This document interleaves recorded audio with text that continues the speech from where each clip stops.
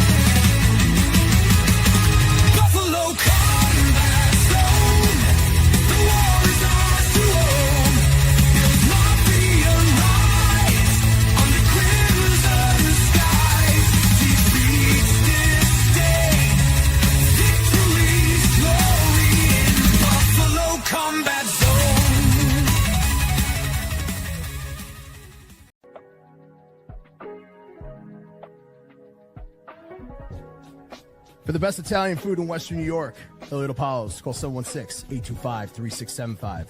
The Lardon Construction Group. Fubo TV, the official streaming service of Do Champions. FanDuel, the official sports book of Do Champions. For all your summertime needs, beauty pools, as well as kayak pools.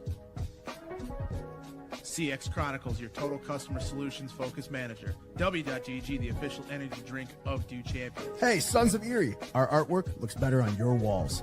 Hamburg Brewing, please visit our tap room on Boston State Road, Hamburg, New York. And finally, Fat Boy Surf Club for all your surfing needs.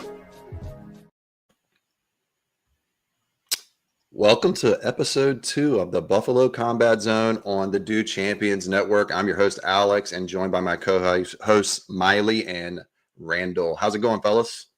It's going great. Can you hear me okay? Yep. I can hear you. Awesome. All right, we got a good show for us today. We're going to go over preseason football, week 1, just to recap how things went, give some of our thoughts on that. And then we're going to get into a little Christian Benford talk in segment 2, and then we'll do a preview into next week. And we'll throw in some other things as we go along there as well. Miley, how'd you feel about the game this week? What were your takeaways? I more positives than negatives. I mean, the first half was obviously a lot more important to me than the second half. And no Josh Allen. I didn't really care win or loss. I mean, it's obviously cool to see when they win, but with Josh Allen not playing, you can't really judge how the team did as a whole, but you can judge individual players. And I really thought some of the marquee free agents had really good showings. Michael Hoyt, Joey Bosa, and Josh Palmer are probably the 3 best players in the Bills. For the Bills in that first quarter, in that first half. I thought they were making plays all over the field. Some of the rookies looked really well. TJ Sanders and Deion Walker is kind of like the talk of Bills Twitter right now with how well they played. So seeing a lot of those are kind of some of the unknowns and them perform that well, I thought was really nice. Because, I mean, the offensive line, while they struggled a little bit, we've seen repeated success over the last 2 years. We expect they're going to be pretty good. They didn't lose anyone. Everyone's still in their prime or young and getting better. So, while they struggled a little bit, not too worried. Quarterback play, we didn't have Josh, so it's not that relevant. Really, the only negative was, I guess, the secondary. I thought that was not great. Safety depth was not very good. DeMar had a bad game. Trey White had an all right game. I thought he made a couple of nice tackles, but he also got burned a couple times in coverage. They kept throwing at him, so that's not a great sign. But overall, I thought there was more positives than negatives to take away. Yeah, I think the Tre'Davious White thing is more of like a yellow at the moment because I think Tre'Davious, even though his age, I think they're going to put him out for another preseason game. I'm not sure what their game plan is with those DBs, especially because they have to figure out the depth chart.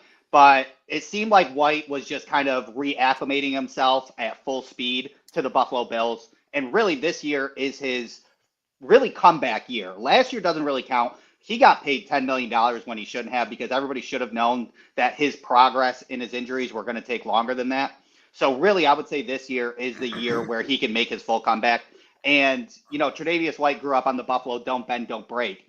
And he gave up 5 receptions for 37 yards, basically 7 yards per reception sort of thing. And that's what he was doing is he was playing the long ball and then, those comebacks worked for him and then he got those tackles.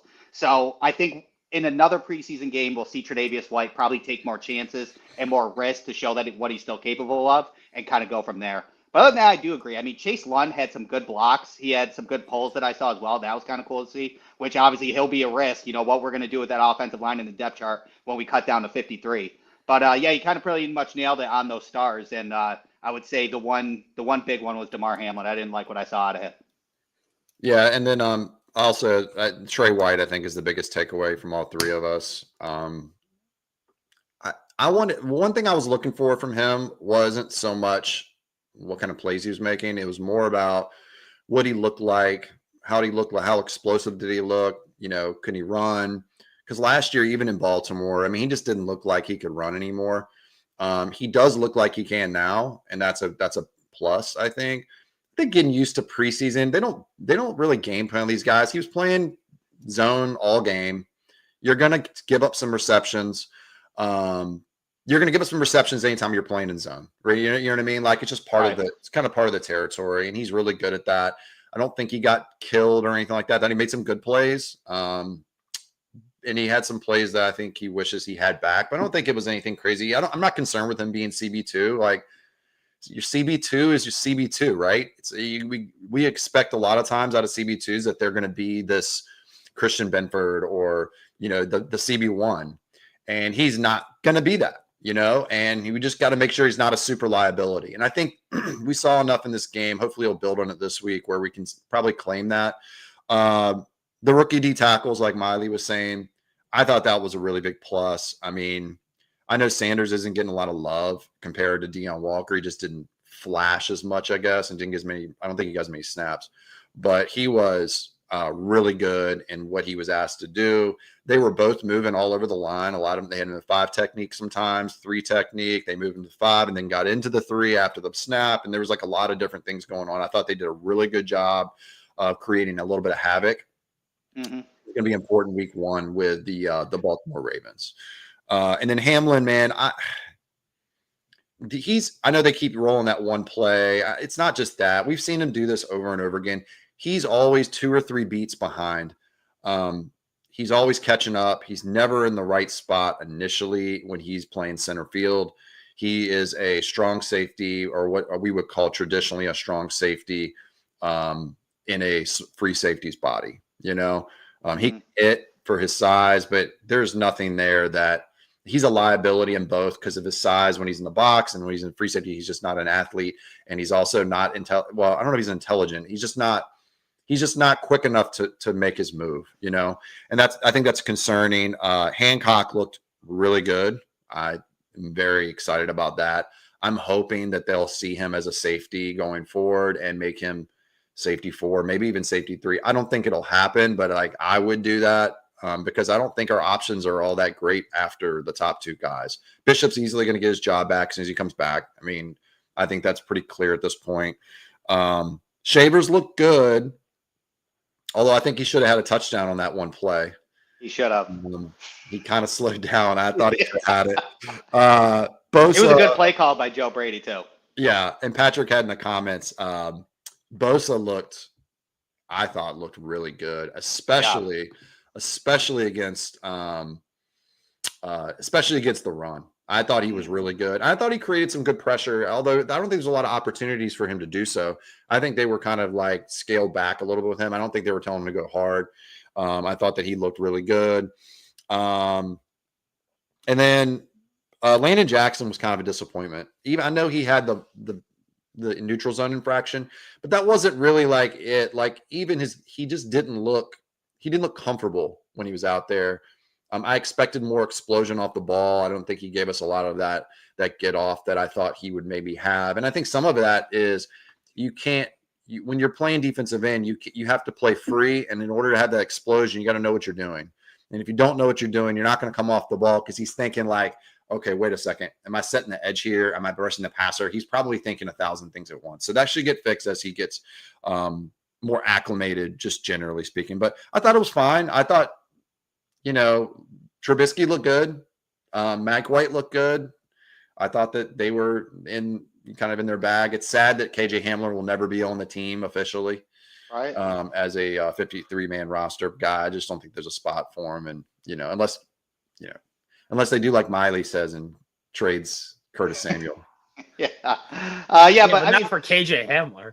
Right. Yeah. Yeah. No, well, yeah, I know that. For Shavers, probably. Some magic's got to happen there. Do you think there's an opportunity? Do you think there's any chance that happens? That they trade Curtis? Yeah. No. I don't either. I think there's a chance. I don't think it's a high chance. I think it's a low chance. I mean, I want it to happen. Obviously, you guys have seen I've been pounding the table for it the last couple of days. And it's not even I don't like Curtis Samuel. I think if he was healthy, I'd like him, but I would rather have that $7 million go elsewhere for someone who I can't trust to be on the field. Well, without the take on that contract if we trade him, though. Exactly. We won't get the 7. They take on 7. Basically, what we saved, 7.4. That's what they take on, and then they can cut him next year for nothing. So I feel like 7.4 for a team that has $30 million cap space right now isn't that much, especially like the Vikings who just lost Rondale Moore for the year. The Niners need a guy too. They just lost another receiver. Yeah, the Raiders wide receiver core is terrible. What about Codrington? I know we talked about that earlier too. Codrington being a potential to make. I know there's a lot of people like Sal Capaccio said he thinks he's definitely making the team. I'm not on that boat. See, I want him to make the team. It's dependent on what Buffalo's system is considering, because realistically, Buffalo's always been the culture of you have to do both. But with the new rule in place where every single kick is going to be returned, and we saw 100-yard in the preseason by Travion Henderson already, you have to realize that now punt returns and kick returns are explosive opportunities now. Well, kick returns are explosive opportunities now. So you either want to jump ahead quickly, like seeing Travion Henderson do what he does, or just kind of hope that Josh Allen just kind of continues to be surgical and then start everywhere at the 35-yard line. I'm not sure. I think Buffalo won't run with Codrington because I think they'll stick with you got to do both, and Codrington's just not a good cornerback at all, and I don't think he ever will be. No, I mean he played in a really small school. I don't think if he wasn't a good returner, he wouldn't be in the NFL right now. He'd be in the UFL. I don't think there's any chance. I agree, but last year they didn't. They kind of were able to break it off. Here's the question, like Codrington was on the team. Yeah, I mean, are we overhyping him just because we're not a really good returning team? Yeah, I mean, Laviska looked bad.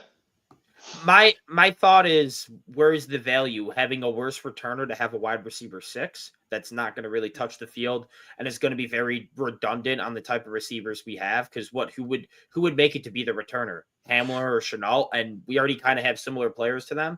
We were 26th last year in kickoff return yards, and we were 9th in punt return yards. Now in punt returns, that's pretty solid. Yeah. But I mean, the top punt return guys getting 15 yards. We were getting 11. I mean, the bottom 7 yards. I mean, that's a 4-yard difference. I mean, I know it's something, right? But can somebody else fill that gap? I would like that to happen. I think we've run into an issue with the wide receiver position where we have 5 good wide receivers. None of them are great. We have like 5 wide receiver 3s on our team. And because of that, we don't have a bottom of the roster wide receiver like a Chenault who can return kicks as well and that doesn't need to play offense, who's serviceable in spot work. So that's kind of how that's my concern with, just the overall way we're built. I feel like Codrington may potentially have, and there's a student body says we took 1 yard that saved the Dolphins win. Yeah. So, I mean, it is what it is.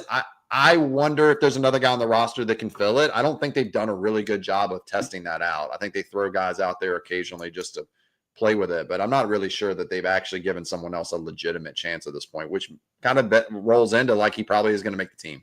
Well, McDermott kind of said that at the end during his post-game conference. He was just pretty much like, well, we're giving everybody an opportunity. We don't kind of know. And he kind of basically just paraphrased exactly what you said. So, I mean, I guess the answer will come week 2 and week 3 of preseason, to be honest. Yeah, it probably will. I mean, we'll see what it looks like. My fear is that he takes a cornerback spot from someone like a Dane Jackson that I would rather have in the corner room than I would him. You know? See, I could care less to have Dane Jackson in the corner room. I agree. He's not great, Yeah, but he's a good CB5. You know what I mean? Where we got him or the other guy Codrington, who can't play on the outside at all, and he's not good playing from the nickel. You know, that's my main concern with him is like, okay, what are we giving up by putting him on our roster? I'd prefer to have a stronger corner room because of how we are kind of testing things out than I do having a good returner. I don't know. That's just my preference. My question is, when are we ever going to use a CB5? When one of them gets hurt. We had 11 guys on the injury report. Yeah. You can pull up Jamarcus Ingram off the practice squad, or you can pull up Daquan Hardy or DeCorey Couch off the practice squad. Sure. I like what by the way, we didn't talk about that. It's the last point before we get into the debate. The Couch looked really, really good. I was like, man, I kind of think he looks better than Dorian Strong right now. Yeah. In the game he did. I feel like Dorian gave up a little bit in the game. I didn't like what I saw from him in the game. Yeah.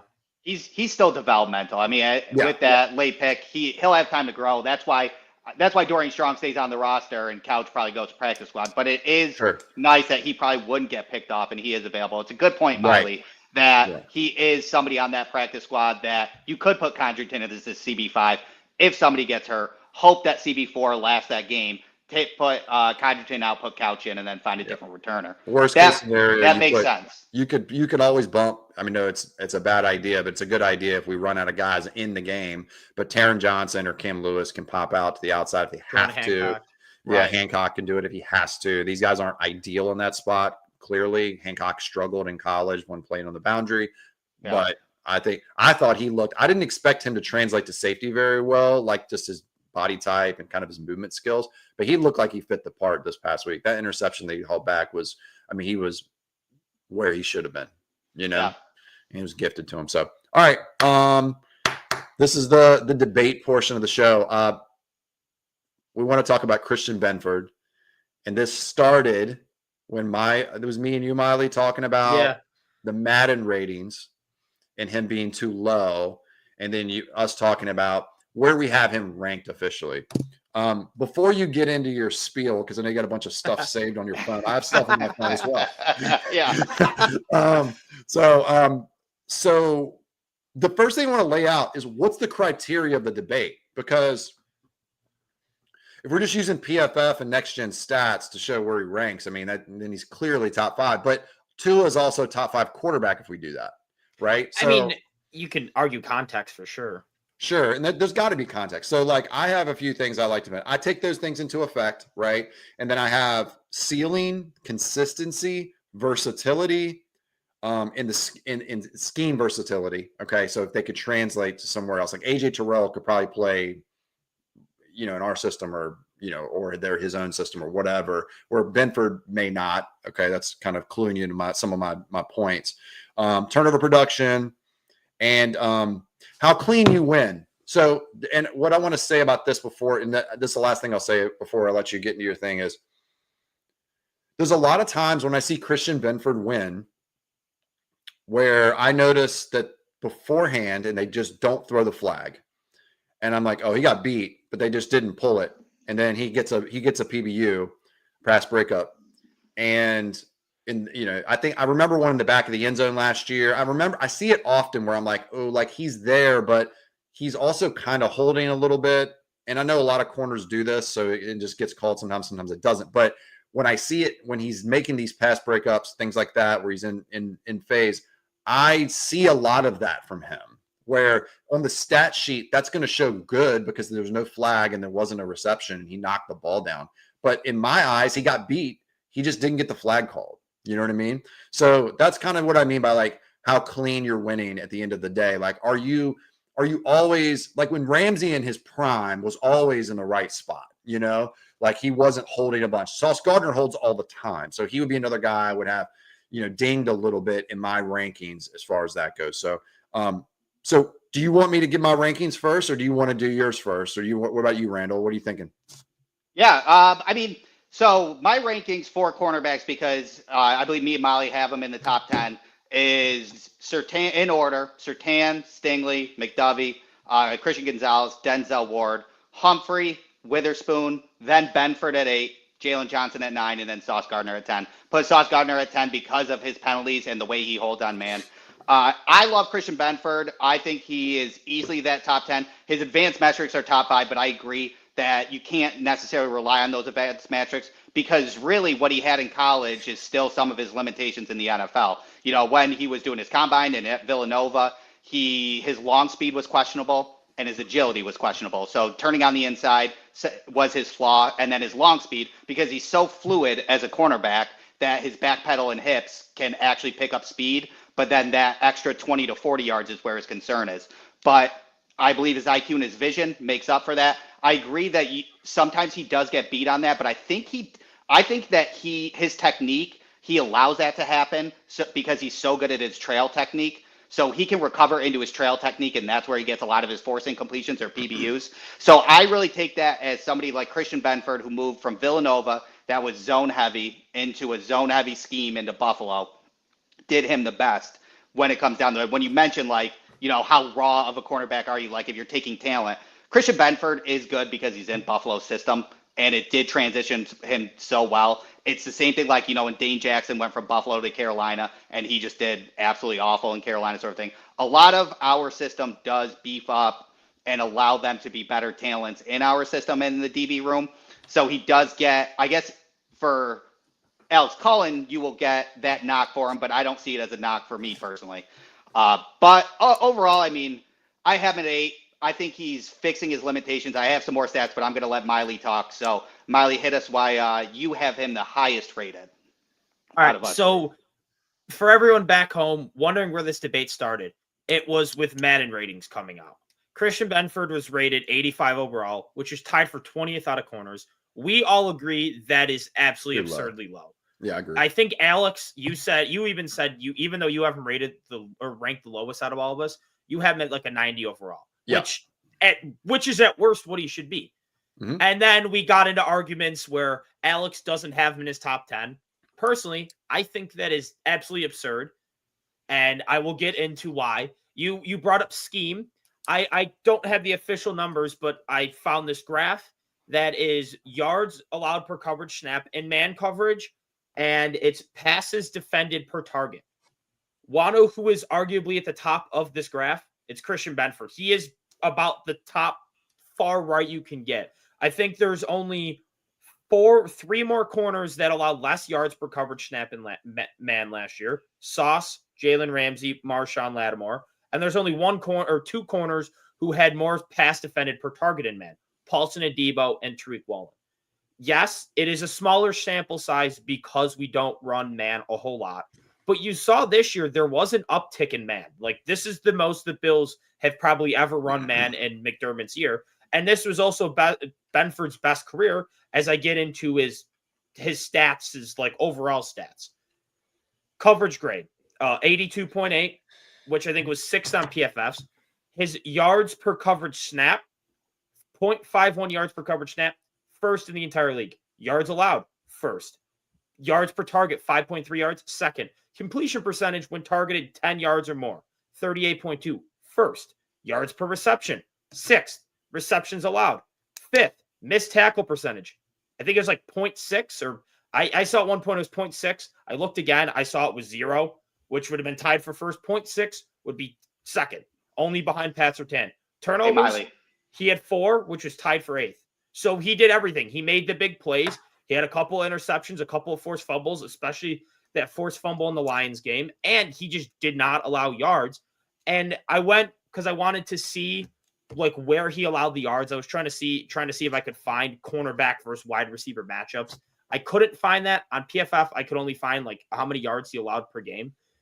Really, he was first in the league with 279 yards allowed. He allowed 81 of those in one game. So he had one really bad game against the Jets. And besides that, he had, I think, one game where he allowed like 41 yards, the Rams game, which one of those was like a 25-yard catch from Puka that I don't think anyone was stopping. That was just Puka making one of the best catches of the year. That was insane. You can't knock Benford for that at all. And then he had 2 games where he allowed 30 yards or more at 31 and 31. I don't remember those exact games. And every other game, it was like anywhere. It was like a couple games 0, like 7 the one game, 12, 15, like basically lockdown every other game. He was good for 2 games, average for 1, and awful for 1. Like, Is it? Hey, Okay.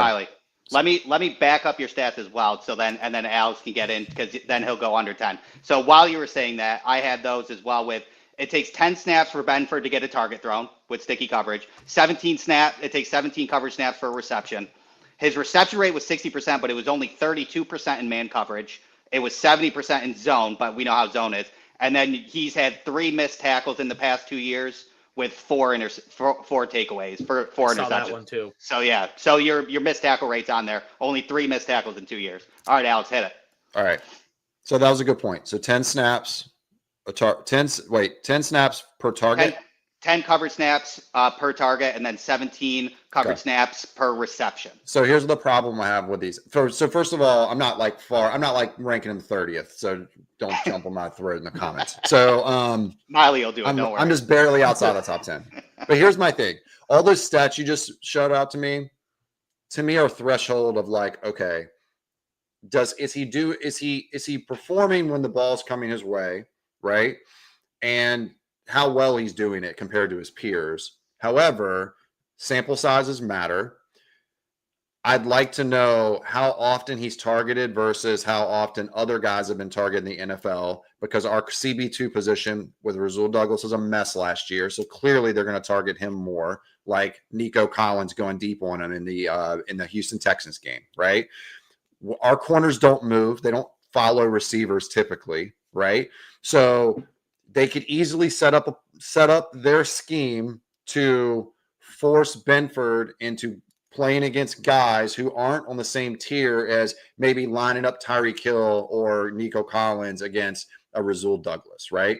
And the stats you mentioned, I mean, he's a good player. It's clear, right? I'm not saying any of that, but I think those are stats that can easily be skewed based on situation, scheme, how other teams play us, what kind of scheme he's currently in versus how well he can translate. Because a lot of what I see or what I would do, like, I know Ramsey's old, but if he was 27 and he plays the way he does right now, I would almost still prefer that kind of player, because I think that Ramsey can translate and have more versatility in multiple schemes than I will with Christian Benford. You know what I mean? I got the targets stat real quick, but you can continue. Yeah. Hold on to it. Okay. So where I have him ranked, I have 7 guys ahead of him no matter what. Okay. Surtain, Gonzalez, McDuffie, Sauce, Stingley, Jalen Johnson, Denzel Ward. Those are my guys I got definitely ahead of him. And then I'm pretty confident ahead of him is Marlon Humphrey, Quinyon Mitchell, and Byron Murphy, who played more on the boundary last year. So I had those guys ahead of him, in my opinion. That would be 11th if he was there. I can make cases for other guys, Devin Weatherspoon, like I mentioned, Jalen Ramsey. I'm throwing age out of this, like future potential. I'm talking about what they can do currently in system with their versatility, how they are currently constructed. Okay. AJ Terrell's another. He's a down year last year, but AJ Terrell, I think he's a better player. And then Reek Woolen, I think, is in the same tier as him, is what I would tell you. Although I think Reek's problem is the reverse of what Christian Benford's is, where Benford's much more suited to zone and Reek's more suited to man. I think Reek has struggles more in zone than Benford does in man. So I think I'd still put Benford slightly ahead of him.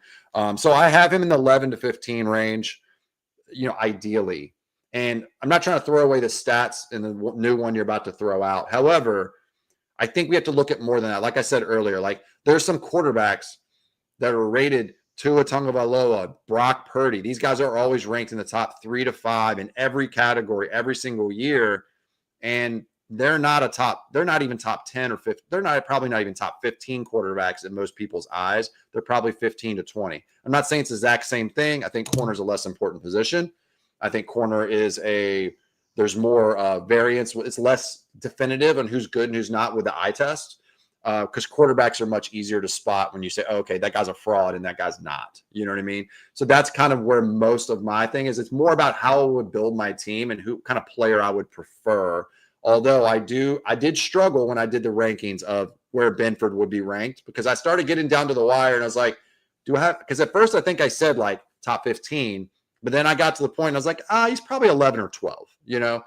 So we're probably not so far off, but go ahead and do your stat. That's my spiel, so to speak. You talk about how Rasul Douglas is so bad that they just didn't throw to Benford. Rasul Douglas was targeted less last year than Christian Benford. Okay. At least according to PFF, this had regular season and postseason. I'll just go actually right to regular season. This might be a little bit different. But the matchup matters too, right? Because Benford's not like they're going to match up Rasul with the ideal scenario. Okay. The opposite team. So that's part of it. It had regular season. Okay. Take that back a little bit. Rasul was only targeted one more time. Okay. That's pretty close. When it comes to targets, Christian Benford was tied for third. It was the least targeted was Samuel Womack, then Sauce, then Trevon Diggs, Shavarius Ward, Jalen Johnson, Christian Benford, and Starling Thomas were all tied for third with 51 targets. And then Jonathan Jones, Rasul Douglas, Sean Murphy Bunting, Pat Surtain, and Tyson Campbell were all tied for eighth with 52 targets. So it wasn't like Benford got targeted just a lot less than these other top corners. I mean, and it wasn't like they were just targeting Rasul Douglas a whole bunch. I mean, there's only one more target. Like, yep. I think that the fact that Benford, I mean, yes, he was one of the least targeted corners in the league, but he was pretty on par with a lot of these other corners when it comes to being targeted, but then blew him out of the water when it came to yards allowed. Like, no one else allowed less than 300, and Benford allowed 279. Like, and I get the numbers. Like, I get you got to put into context, but when you bring up quarterback, there is so many other positions that make a quarterback job easy. Your offensive line, your running back, your wide receivers, like who you have to throw to, who you have taking pressure off you. Corner, there's not really anyone making your job easier. If anything, Benford's job could be considered a little bit harder last year because the secondary around him was not that good, which meant there was more pressure on him. He didn't have that safety help to rely on like a lot of these other corners do, because Damar Hamlin, as you said, when playing that center field position is terrible. Benford had to really, if he allowed someone to get past him, he couldn't trust Damar. Rapp was decent, but Rapp's not known for his coverage skills either. It's not like he had those guys to trust deep down the field to save him. He had to do it all his own because the linebackers were not that good last year. Dorian Williams is pretty bad in coverage right now. So if he allows him to the middle of the field towards Dorian Williams, that's also another open opportunity. So I think Benford had a lot of pressure on him because he was the only real star in that secondary and the only real star in coverage consistently. Yes, you could make an argument that they're going to throw other places because you don't want to throw out Benford. But he was still targeted with a lot of the other top corners. It was similar target numbers while not having to help around him to make his job easier. And also, I forgot the point I was. Well, let me say this while you're thinking of the point. Yeah. I get that. I think the part of it for me too is where we were most susceptible last year is where they targeted, and a lot of what we were getting killed on in these third down situations were screens, stuff over the middle, stuff that would be maybe Taron Johnson's responsibility or the linebacker's responsibility because Milano was still, trying to catch up. And I think part of the reason that Benford doesn't impress me as much as some people is just based on the eye test, right? So a lot of the stats we give out, like PFF and like all these target stats and things like that, there's a subjective element to it, right? Because like I was saying before, there are times where I watch Benford, I'm like, oh, he got beat there, and he's holding or something. They don't throw the flag. He gets a PBU from it. And then all of a sudden, like that boosts his stats up. And I'm like, that's kind of a bad rep in my opinion, if you see it from like just an eye test point of view, which I tend to value, and I know some of it can be anecdotal, right? Yeah. But and I acknowledge that, but I see it more from him. Like there are times when I see us go against corners, and I'm like, oh, that's gonna like when we play against the Texans, not just Stingley, but Mitchell as well. It's like this is gonna be a long day, you know. And I don't necessarily Christian Benford strikes that kind of fear into people who are like, oh man, what are we gonna do with Christian Benford today? You know, I feel like that's what you have to do for me to be a top 10 corner in the NFL. Well, I get that. And honestly, what I'm doing in my rankings is it does, like, as I said before, Buffalo does increase his ability. There's no denying that being in Buffalo helped him out. But Yeah. when it comes down to it, is the system that he's in is how that works. And all the coaches talk about how he sits there and he stays late to develop technique, footwork, and everything along those lines. So when we're talking about like being anecdotal and how he wins, I do think he does win differently because like Stingley and Surtain, they're just unreal cornerbacks that can basically just mirror anybody. Christian Benford has to overcome his limitations, and that's just how he wins. If he doesn't get a flag, it is what it is.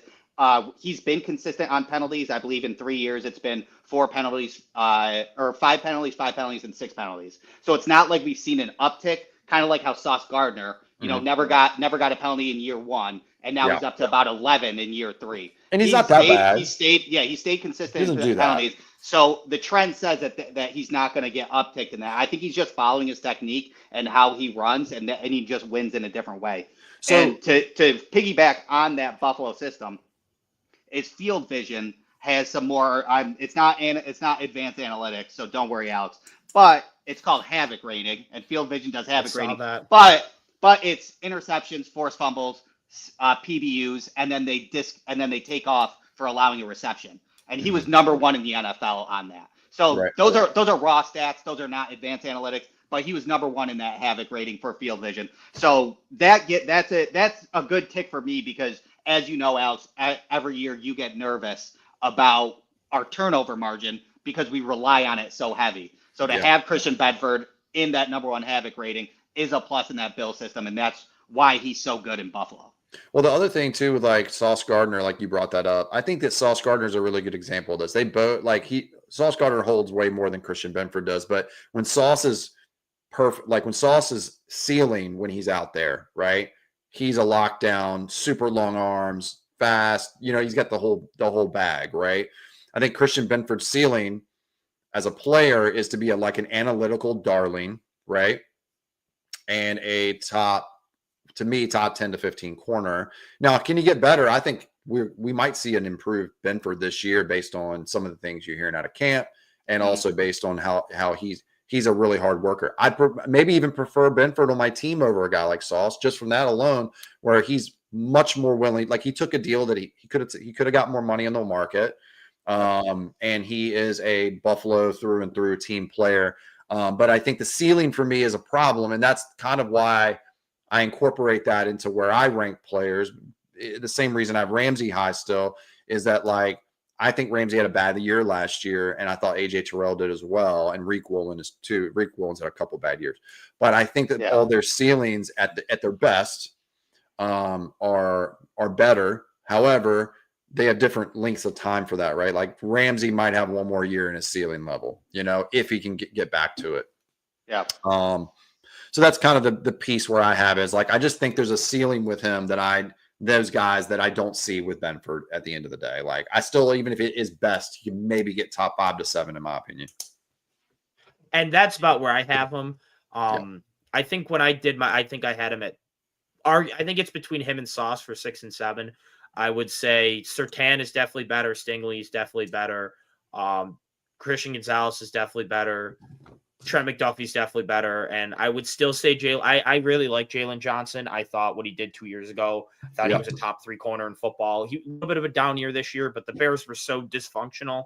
I don't know how much I really want to pin that against him. Sometimes when you're just like Sauce this year at a down year, but I don't want to down tick him too much because the Jets were super dysfunctional. Sometimes just being on a dysfunctional team with coaching problems, it kind of just makes you look worse. You're maybe not as in it as much because there's so many off-field distractions. So I don't really like to down tick him that much. I definitely think he's better than someone like Marshawn Lattimore, because Marshawn Lattimore got all these like picks and stuff, but he's not. He's lost everything after his injury. Yeah. I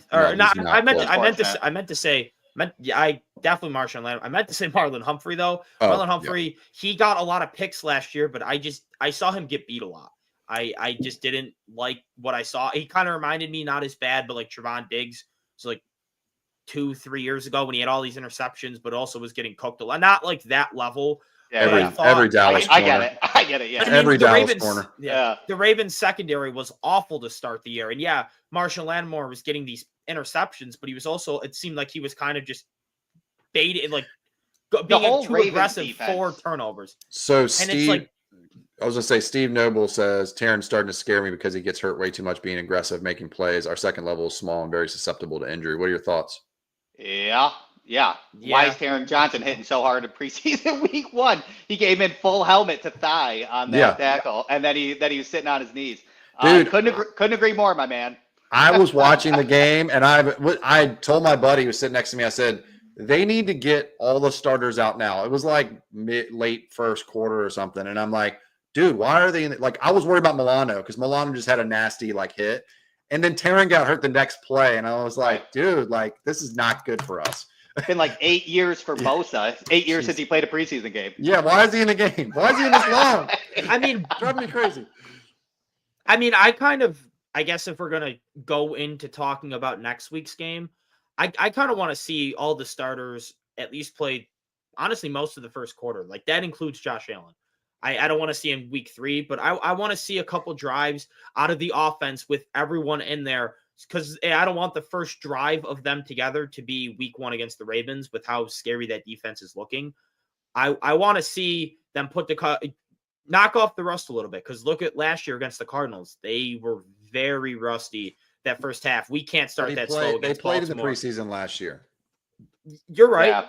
I think they only play. I think did Josh play a full quarter? I thought he played maybe. Yeah, he played like drive. a half in one game. I thought. Yeah, I'm pretty sure the second week. Yeah, I know he played, but I mean, imagine if he didn't play, it could have been even worse. Like, I don't want to see the first drive they put together be against the Ravens, because we saw last year there was a lot more new than this year. I mean, the only returning wide receiver was Shakir, and it was Joe Brady's first full offense to implement the system.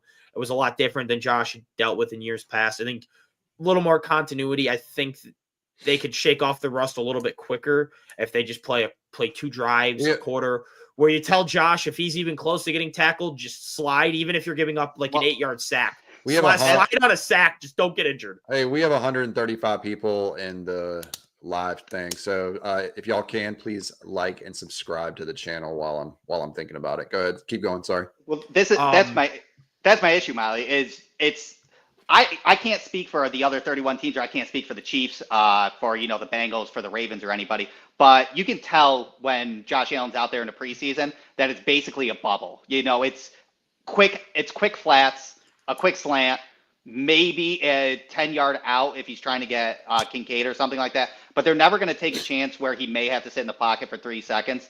I get it. I'm with you that I would like to see him play, because I do agree. You have the Bengals in the back of your head at all times.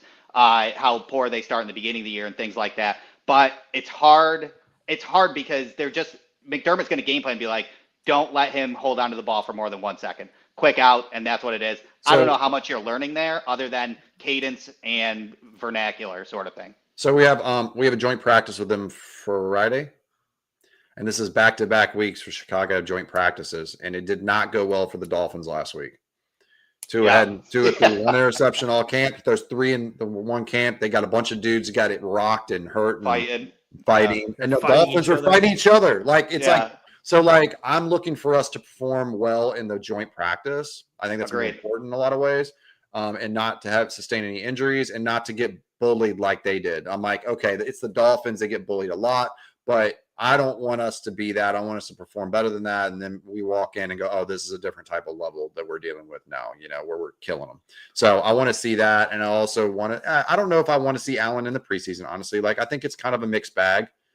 I got the feeling he won't. Like I have a feeling McDermott's he won't comments, either. Yeah. McDermott's comments lean towards he's not going to play. Yeah. I think so I just too. disagree with that. I've seen many quarterbacks start out slow week one. Like Rodgers, I think even his MVP year 2021, he was great the rest of the year, but week one he was absolutely terrible. What about He the didn't Steelers play. year? Did Allen play preseason the Steelers year?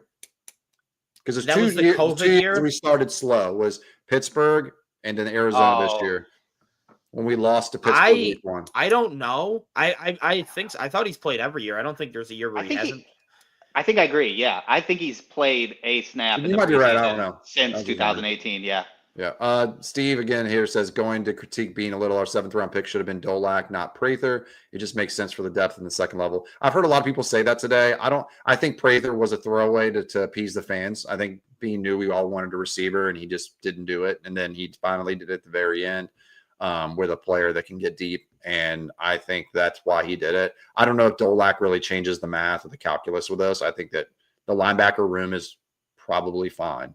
Andreessen's I a good like player. Bullock, but Ulafosio is a guy we took in the 5th round a couple years ago. I think he's struggling right now to get on the field. But we have so many guys. We have Shaq Thompson. We have him. We've got the kid from Virginia Tech, really, and Andreessen's a given. He looked good. He looked good. Yeah, he did look pretty good. Looked good. Yeah. In addition to the receiver Hendrickson or whatever his name is. Yeah. Listen, we all thought that linebacker was happening probably in the top 5 rounds because we were looking at that depth past Dorian Williams, and McDermott and Bean must have known Andreessen's offseason or whatever it was that made them skip linebacker because they scouted Chris Paul Jr. pretty heavily throughout the process and things along those lines. So, we know all about yeah, we all know. So to be honest, it was surprising that they didn't go linebacker, but they must have known what Andreessen and what they were doing with that linebacker. Alex Dolak wasn't an option. Miley almost got fired from a show one time for drafting not drafting Pooh Paul. Yeah, because I traded up to get Ty Felton. Listen, Pooh Paul looked good. And then it was hilarious because in that mock draft, one of the picks I traded, the Colts used to draft Pooh Paul. Yeah, that's right. The next pick. Pissed. He was so mad. So yeah, I'll say this. I think that I personally don't like. I mean, I don't mind him playing if he plays, but I'm not necessarily like. Yeah. If he doesn't, I don't think it really has any bearing. I get what you're saying, like get him the reps, but these joint practices is something we haven't done in the past until the last 2 years. I think they give us a lot of reps that are more meaningful than preseason ball, where guys are really coming in hard. I think preseason, a lot of times you're getting reps just to like get your jersey on and get ready for the week. Like Allen had like Lamar didn't have his jersey on week 1, but Josh did, sitting there yawning on the bench, but he was getting ready. He got ready for the game like he would have. But the reps they get in preseason a lot of times on the bottom of the roster are very important. But at the top, like I feel like guys are going at like 3/4 speed most of the time. It doesn't feel like they're going hard, especially the starters. They're not trying to get hurt. They're playing. They're just kind of taking the reps. For company. Yeah, I mean, if they did, I wouldn't care. Week 3 is not going to play because they're going to give him rest. Yeah. So, right. So we'll see as far as that goes. But I'm looking forward to seeing the reports out of joint practice. I think it'll be huge. Anything else you guys want to go? Do you want to talk about real quick? I mean, we don't have much time left, but do you guys want to? What do you think about this quarterback ranking thing? Which one? The one that just came out. Thing? Yeah, the one that just came out today was talking about Allen was ranked 3rd behind Burrow. Oh, the Athletic. Mm-hmm. Yeah, that was Burrow. It was Patrick Mahomes, Burrow, then Allen. Yeah, Burrow and Mahomes were tied. What? Yeah, it was like you could vote, or like the votes were like tier 1 quarterbacks. Yeah, and Mahomes and Burrow got all 50, while Allen got 47. I think Lamar got 46. 20, no, Lamar got 26. Oh yeah, I mean, so I guess tier 1 means I think it was what? Maybe that 3? was Stafford. No, Stafford. Yeah, honestly, I mean, I love Stafford's probably my second favorite quarterback in the league right now. I've been a big Stafford fan for a while. I love him and McVay together. I'm super high in the Rams, like I am every year. But back to the Allen thing, I just find Burrow to be one of the more overrated quarterbacks in the league, and not even like placement too much. It's not like, oh, I think you should be 10 spots lower. No. I just think he's safely number 4, and I think there's a gap. I think there's a gap below him. I think there's a gap above him. I think Mahomes, Allen, and Lamar are easily better, and I think Burrow is easily better than anyone else. And they try to put Burrow up as QB1, QB2, and they're like, oh, he has to deal with this awful offensive line when Burrow is a big part of the reason why he takes so many snacks. Exactly. He holds onto the ball too long. His pocket presence is overrated. He's always average to below average in pressure to sack ratio, which is, I think, one of the best stats to show how you navigate the pocket and how you're able, because sacks, it's like, all right, if you just get pressured more, you're more likely to take more sacks. But pressure to sack ratio shows the amount of times you're able to break out of pressure, make a play, even if it's just throwing it away. Throwing the ball away is better than taking a sack. Or Josh Allen and Mahomes and Lamar are making plays after it. They're scrambling, they're running for first downs, they're making crazy throws to the receivers. And Burrow does that every once in a while, so people think he's very good at it when he's not. He's an above average athlete. He's a great pocket passer, but when you have wide receivers like Jamar Chase and T. Higgins, it makes your job easier. Like you saw Jake Browning come in when Burrow got injured last year and played pretty decent. I mean, it's not like the Bengals were a playoff threat or anything, but they went 4-3, and I think Browning had like a 98 passer rating and like 14 touchdowns and like 7 picks, and he was good played that year. Pretty decent. Like, I mean, you obviously, again, they weren't complete. They were not going to be a playoff team or a good one by that, but they showed it's not like Allen. If Allen or Lamar or Mahomes, you put in a backup quarterback in those systems, those quarterbacks are going to do awful. They're going to get eaten alive. And if Nick Wright's ranking Allen as safely second place, then he's second place. He's a hater because he hates him. They said this a couple weeks ago before the rankings even came out. He said that I think that it's ludicrous to think that he thinks that they were like, oh yeah, it's Allen, Burrow, and Lamar together. And then he was like, I don't think the league sees it that way. He said, I think the league most likely, if it was a draft today, Allen would be safely second place. And then there's a drop off, and then it's Lamar and Burrow together after that. So that's how I kind of feel. That's how I feel too. I think Lamar is missing a few of the things that Allen can do. Allen can pretty much do all the things Mahomes can do, maybe even on a higher elite physical level. Mahomes just more clutch. And he's got a better OC, and he's always had better weapons. And I know they talked about his O-line last year, but I mean, his weapons are still better. I know they say that, he didn't have a running game. Pacheco in his prime is really good. I think we saw with Pacheco after the injury wasn't as good anymore. But his receivers are much better. Because I was so high on him. I drafted him in so many leagues. And they just know how to find soft spots and zones, because most people play zone, and they know how to find those soft spots where other teams aren't as good at it. Like a lot of times it feels like we're pulling teeth sometimes, and sometimes it looks great for us. At other times we look like we're pulling teeth going down the field, and it doesn't look like that very often for the Chiefs. I don't feel like, although they don't score as many points as us last year, a lot of that is attributed to the lack of turnovers and sacks that we didn't give up. And our turnover margin, giving us short fields, things like that. So, it wasn't the receiver position. Allen had a great year, but there are some deficiencies there. Houston exposed it. Baltimore exposed it the first time. Kansas City exposed it at the end of the game last year. We can make an argument. That's why people are looking for receivers, even though we scored 30 points a game, and everybody's like, you're crazy. There is a fair case to say that there's still a weakness there that we need to kind of overcome. Yeah. Maybe Keon Coleman takes a step, and Palmer's great though. I mean, I don't know. It's possible. Give Josh Allen one championship, and I'll put him above Patrick Mahomes. Oh yeah, that's all I need. Yeah, 100%. Well, at Super Bowl with Super Bowl, sounds crazy, but it's true. He has to win. If Josh Allen wins the Super Bowl, they're giving him that Super Bowl MVP. Like, name second place for our team. But like, just out of your head, who do you think would take second place? James Cook, maybe. Maybe. Yeah. Statistically, he's the best playoff quarterback ever. Yeah. So it's not. He's clearly not. Like, he's made some mistakes at the end of the game. I thought that he should have called out that protection and picked up the blitzer on that last play. That was on him. There are some things to call out with him, but his overall performance in the playoffs, his totality of it all, we played the Chiefs a bunch of times now, and he typically statistically performs very, very well. And other than the first time we played him, he's been great every other game at the end of the day. There are mistakes being made, but I think that you can't argue with like 15 games of statistical eliteness, from a quarterback. So, all right, guys, that's all I got. Anything else? Just one quick point. Just about the Houston game, people want to just absolve the receivers of all issues. They're like, oh, look at Allen. He was so bad. I was at that game. Yes, Allen didn't play good, but I think I could count on one hand the amount of times a receiver was open. Yeah. And even with the Keon Coleman play. Oh, yeah. He broke the Keon Coleman was just a little, curl or hitch or whatever, and I can't remember which way he turned. And he caught it and then turned it upfield and had blockers in front of him for another 40 yards. I mean, right. That's really not – I mean, that added to his stat numbers, which is not good, So it was bad before that, So, I mean, we threw the white flag when we were at the 10-yard line in the fourth quarter. We just threw go balls to the left sideline, and that was, All right, so let's answer this last question, since Steve's been so active. And I don't know Steve, by the way. I just keep seeing him post, so I'm going to put your comments up. Have a question for you guys. Love Dude Champions very much. Are you good with the wide receiver room of Shakir, Coleman, Palmer, Moore, Shavers, and Wilkerson?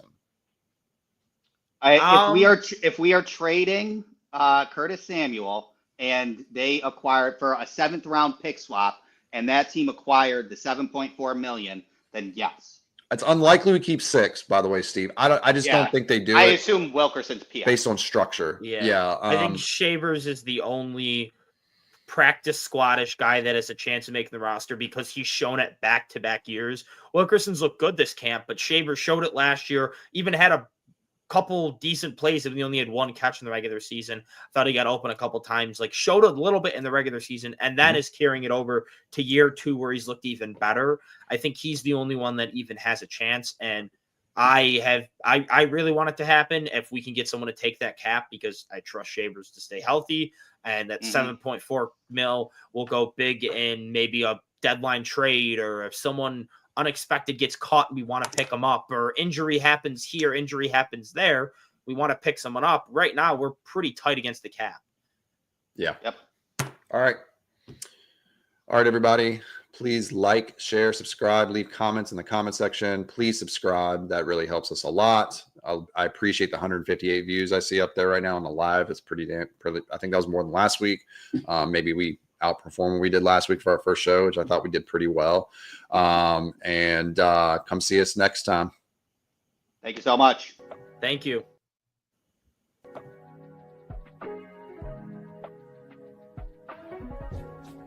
For the best Italian food in Western New York, Elliot Apollos, call 716-825-3675. The Lardon Construction Group. Fubo TV, the official streaming service of Dude Champions. FanDuel, the official sportsbook of Dude Champions. For all your summertime needs, beauty pools, as well as kayak pools. CX Chronicles, your total customer solutions focused manager. W.GG, the official energy drink of Dude Champions. Hey, Sons of Erie, our artwork looks better on your walls. Hamburg Brewing, please visit our tap room on Boston State Road, Hamburg, New York. And finally,